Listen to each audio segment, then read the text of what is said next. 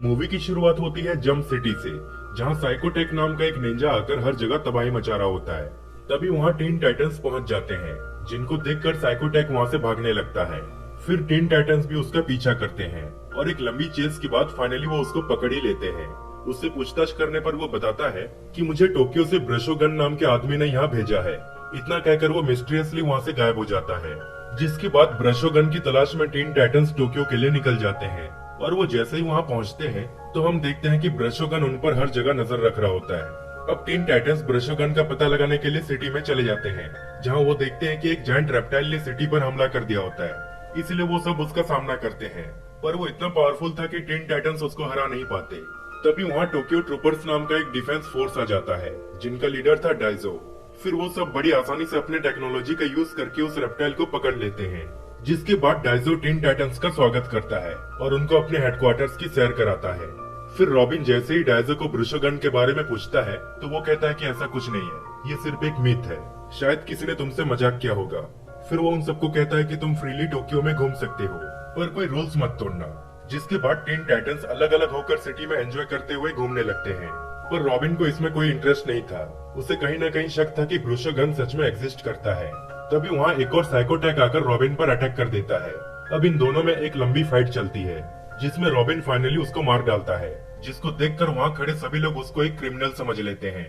तभी वहाँ डाइजो भी आ जाता है और रॉबिन को अरेस्ट करके जेल में डाल देता है।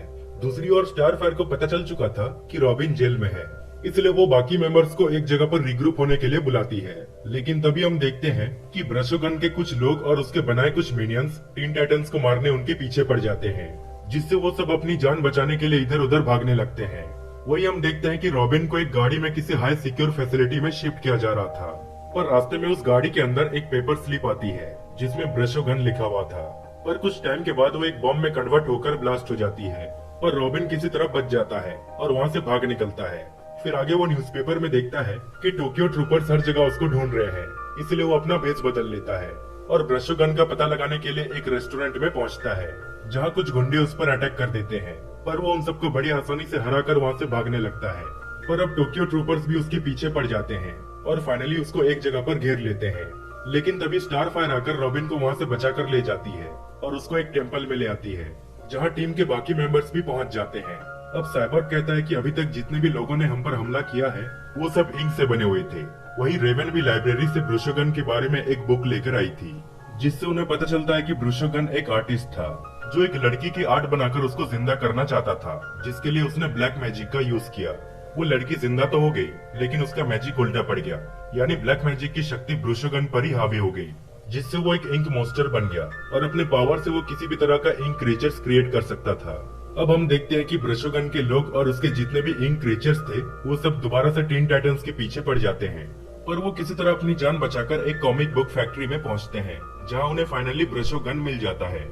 एक्चुअली उसको किसी ने प्रिंटिंग प्रेस मशीन में कैद करके उसके पावर्स और उसके नाम का गलत इस्तेमाल कर रहा होता है। ब्रशोगन टीन टाइटंस को कहता है कि मैंने ही एक साइकोटेक को बनाकर तुम्हारे पास मदद के लिए भेजा था। तभी वहाँ असली कल्प्रिट आता है, जो और कोई नहीं बल्कि डाइजो था। एक्चुअली उसी ने ही ब्रशोगन के पावर्स का यूज करके अपनी टोक्यो ट्रूपर्स की आर्मी और अपने मिनियंस बनाए थे, और उस रेप्टाइल को भी उसी ने बनाकर सिटी में जानबूझकर भेजा था, ताकि वो उसको रोककर लोगों के नजरों में हीरो बन पाए। अब टीन टाइटंस डाइजो की पूरी टीम से लड़ते हैं और उनको डिफीट भी कर देते हैं।